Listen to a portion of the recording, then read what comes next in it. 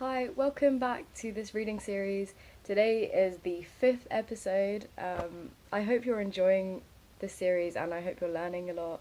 I definitely am. So, today I've decided to read a short extract from Why I'm No Longer Talking to White People About Race by Reni Eddo-Lodge. And I'm going to quickly just read the blurb because I think it summarizes it really well.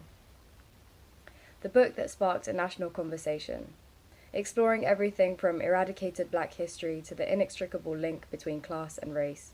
Why I'm No Longer Talking to White People About Race is the essential handbook for anyone who wants to understand race relations in Britain today.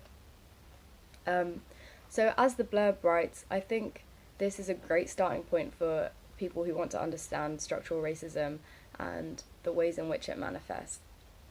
I'm just going to start by reading from a chapter called The System, and then I'm going to go on to read a little bit from an extra chapter added to this copy, which is called Aftermath. So, let's start. For so long, the bar of racism has been set by easily condemnable activity of white extremists and white nationalism. The white extremists are always roundly condemned by the big three political parties. The reactionary white pride sentiment, so often positioned in opposition to social progress, has never really gone away. It manifests in the ebb and flow of groups like the National Front, the British National Party and the English Defence League.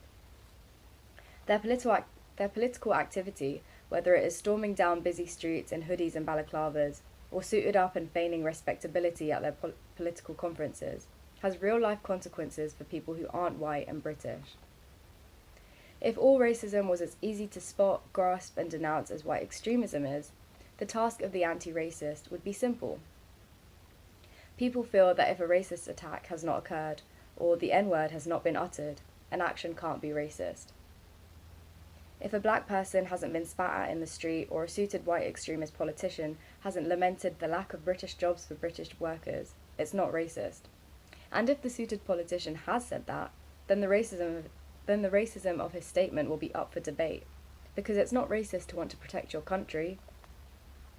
Then there's the glaringly obvious point. If white extremism really is the bar at which we set all racism, why and how does racism thrive in quarters in which those in charge do not align themselves with white extremist politics? The problem must run deeper. We tell ourselves that good people can't be racist. We seem to think that true racism only exists in the hearts of evil people. We tell ourselves that racism is about moral values, when instead it is about the survival strategy of systemic power. When swathes of the population vote for politicians and political efforts that explicitly use racism as a campaigning tool, we tell ourselves that huge sections of the electorate simply cannot be racist, as that would render them heartless monsters. But this isn't about good and bad people. The covert nature of structural racism is difficult to hold to account. It slips out of your hands easily like a water snake toy. You can't spot it as easily as a St. George's flag and a bare belly at an English Defence League march. It's much more respectable than that. I appreciate that the word structural can feel and sound abstract. Structural, what does that even mean? I choose to use the word structural rather than institutional because I think it is built into spaces much broader than our more traditional institutions. Thinking of the big picture helps you see the structures. Structural racism is dozens or hundreds or thousands of people with the same biases joining together to make up one organisation and acting accordingly. Structural racism is an impenetrably white workplace culture set by those people, where anyone who falls outside of the culture must conform or face failure. Structural is often the only way to capture what goes unnoticed. The silently raised eyebrows, the implicit biases, snap judgments made on perceptions of competency. In the same year that I decided to no longer talk to white people about race, the British Social Attitude Survey saw a significant increase in the number of people who were happy to admit to their own racism.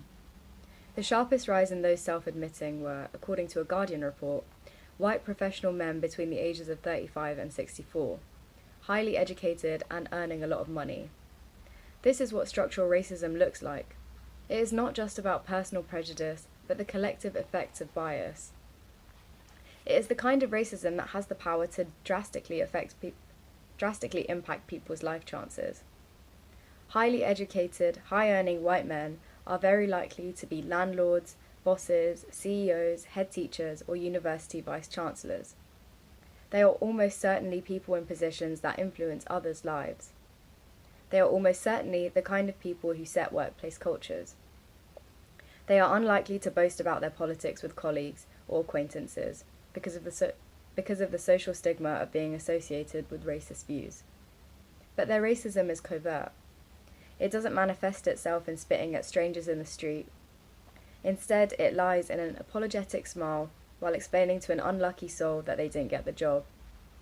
It manifests itself in the flick of a wrist that tosses a CV in the bin because the applicant has a foreign-sounding name. The national picture is grim. Research from a number of different sources shows how racism is weaved into the fabric of our world. This demands a collective redefinition of what it means to be racist, how racism manifests, and what we must do to end it. I'm going to skip to the last chapter of this book now. I think Reni, Eddo-Lodge ends this book really nicely with a sense of hope, which I think is really important in fighting for change. The only way we can do that is if we believe that it's really possible. So she says, "I'm filled with hope and a kind of political nourishment when I hear the conversations that come to the fore during my events. Every time I do one, I see the audience as a hub of knowledge and potential. I see change. I see talent. It is there in the crowd, buzzing in the atmosphere.